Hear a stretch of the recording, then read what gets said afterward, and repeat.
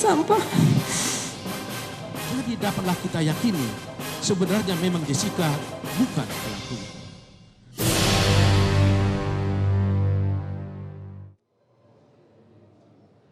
Ya pemirsa, kembali di Breaking News Misteri Kematian Mirna dan saya masih bersama dengan Suparji, ahli hukum pidana di sini. Mas Suparji, bagaimana Anda melihat persidangan hari ini? Ada keterangan baru meskipun ini isu lama yang dibacakan dalam persidangan kali ini. Dalam hukum acara pidana, bagaimana kekuatan dari keterangan yang dibacakan dalam sidang duplik ini menurut Anda? Ya, saya kira keterangan hari ini itu sangat penting dengan sangat mendasar, sangat mempengaruhi sikap dan putusan hakim nanti, maka kemudian hakim perlu mencari kebenaran atas informasi tersebut. Karena informasi yang dikemukakan oleh Jessica maupun penasihat hukumnya menyangkut nama seseorang, menyangkut siapa yang kemudian diduga membunuh, dan itu sangat menentukan tentang putusan hakim nanti itu. Oleh karena itu, tadi kita mengharapkan hakim berusaha semaksimal mungkin untuk mencoba mencari kebenaran atas informasi tersebut sehingga kemudian keputusannya nanti itu betul-betul sesuai dengan fakta persidangan. Dan sekecil apapun informasi yang ada di dalam persidangan ini harus diklarifikasi, jangan sampai kemudian munculkan fitnah, dan kemudian yang kedua mendapatkan sebuah kebenaran yang sebenar-benarnya dan pada akhirnya mendapatkan putusan yang seadil-adilnya. Dengan persidangan ini akan menjadi cerita panjang. Kalau itu kemudian benar, maka akan mencari tugas polisi, penyidik untuk menindaklanjuti informasi tersebut. Apakah informasi itu sekedar sensasi saja atau betul-betul substantif, itu penyidik atau polisi harus melakukan kebenaran. Nama yang disebutkan tadi, Rangga, kemudian Arif, kemudian Amir, saya kira itu 3 nama yang secara jelas, secara eksplisit disebut oleh Jessica maupun penasihat hukumnya yang kemudian perlu ditindaklanjuti. Pada sisi yang lain, seandainya 3 nama tersebut, informasi yang mengungkap di persidangan itu adalah sebuah informasi yang tidak valid, tentunya dia punya hak untuk membela diri, mengklarifikasi dan kemudian mendudukkan persoalan yang sebenar-benarnya. Jadi persidangan kali ini babak akhir, sebentar lagi ada putusan, tetapi kemudian menimbulkan informasi-informasi baru yang sangat mendasar dan sangat penting yang itu harus cari kebenarannya. Oke, artinya informasi ini harus dipertimbangkan oleh hakim meskipun ini tidak diungkapkan dalam sidang pada saat pembuktian dari penasihat hukum.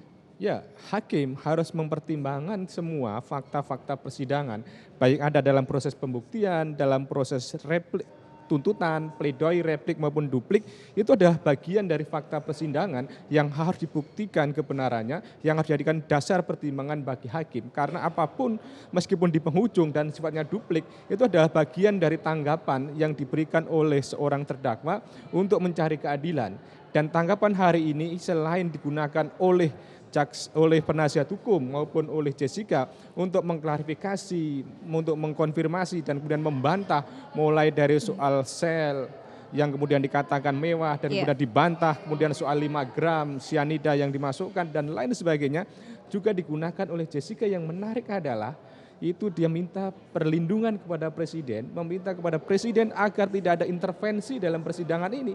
Ini menandakan apakah merasa ada intervensi dalam proses persidangan ini, karena kita harapkan jangan sampai kemudian putusan ini menimbulkan efek-efek yang tidak baik, menimbulkan dampak yang kemudian di masyarakat bergunjingan ini, yang kita mengharapkan bahwa putusan ini betul-betul ya final, akhir, kemudian menjadi sebuah keadilan bagi yang bersangkutan. Gitu. Oke, nah Mas Suparji, kalau tadi Anda mengatakan hakim harus mencari kebenaran, dengan cara apa mencari kebenarannya? Apakah hakim bisa langsung meminta untuk menghadirkan orang-orang yang bersangkutan untuk hadir lagi di persidangan sebelum sidang putusan atau bagaimana? Ya, problemnya memang tahap sekarang sudah pada tahap tahap tanggapan setelah ada tuntutan dan tidak lagi tahap pada satu pembuktian, pemeriksaan saksi-saksi, maka kemudian hakim bagaimana teknis mencari kebenaran itu, ya tentunya adalah karena sudah tidak ada kesempatan untuk pembuktian lagi, pemeriksaan pemeriksaan saksi-saksi lagi, dia akan mencoba melakukan berbagai persesuaian, apakah kemudian informasi-informasi yang dikemukakan tadi ada kesesuaian antara fakta-fakta yang sebelumnya atau kemudian tidak ada kesesuaian. Kalau ada kesesuaian itu menjadi dasar pertimbangan untuk hakim untuk mengambil sebuah putusan. Karena sebetulnya informasi ini juga sudah lama, sudah mengemuka di masyarakat, tetapi kemudian hari ini diungkapkan kembali secara detail. Jadi metode atau cara bagaimana hakim untuk menemukan kebenaran itu, karena kesempatannya sudah di penghujung, maka dapat dilakukan dengan menganalisa yuridis, analisa fakta, kesesuaian dengan fakta-fakta sebelumnya, apakah pengakuan ini rasional, pengakuan ini objektif atau tidak, yang kemudian itu yang jadikan dasar pertimbangan oleh hakim. Oke, kalau Anda melihat Mas Suparji, sidang sudah sampai sidang ke-30 ini, saksi dari penasihat hukum dan juga jaksa penuntut banyak sekali perbedaan pendapatnya, tapi kalau Anda melihat lebih kuat mana pembuktian-pembuktian dari jaksa penuntut umum atau dari penasihat hukum? Ya, sampai sejauh ini memang kalau kemudian kita membaca duplik dari penasihat hukum, memang lebih proporsional, lebih profesional, lebih prosedural dan sistematis, karena apa yang disampaikan adalah berkaitan dengan fakta-fakta yang kemudian berkaitan dengan persoalan-persoalan persidangan, tidak menyangkut tentang kepribadian, tidak menyangkut hal-hal yang kemudian tidak ada kaitannya dengan persidangan. Misalnya saja, jaksa pernah mempersoalkan tentang kelakuan dari seorang ahli yang dari Australia, mulai dari soal paspor, mulai dari latar belakang dan sebagainya.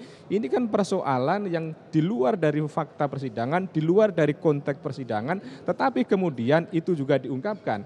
Jaksa kemudian juga mempersoalkan soal berapa dibayar, soal berapa pendapatan dari ahli tersebut. Saya kira ada hal-hal yang sebetulnya tidak kaitannya dengan persidangan. Jadi kalau disuruh menilai, kalau kita mencoba menekan analisa, maka yang dikatakan oleh penasihat hukum cenderung lebih proporsional, profesional, dan prosedural. Tetapi kemudian dari jaksa penuntut umum memang mengarah ke situ, tetapi ada hal-hal yang saya kira di luar konteks. Misalnya saja kita lihat bertanya kenapa kemudian seorang terdakwa di penghujung persidangan menangis, atau kemudian menganggap 44.000 halaman itu dianggap sebuah theatrical persidangan, atau kemudian menganggap itu sebuah sensasi saja, atau kemudian dianggap itu sebuah cara untuk menghalalkan segala cara. Saya kira hal-hal seperti itu tidak produktif dalam konteks sebuah persidangan itu.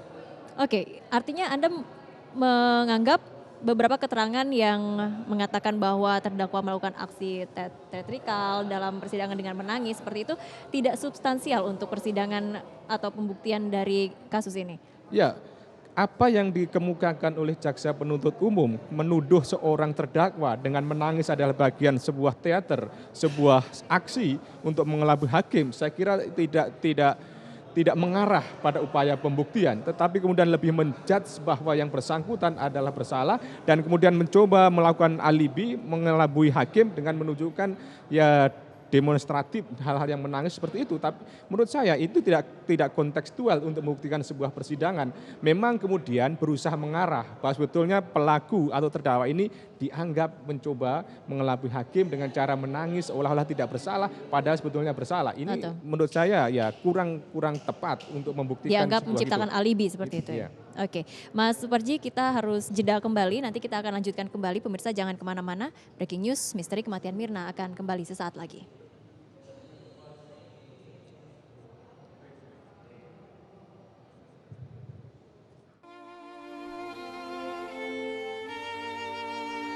Menjatuhkan pidana terhadap terdakwa Jessica Kumala alias Jessica Kumala Wongso alias Jess dengan pidana penjara selama 20 tahun. Jadi seharusnya tidak ada alasan untuk memperlakukan saya seperti sampah. Jadi dapatlah kita yakini sebenarnya memang Jessica bukan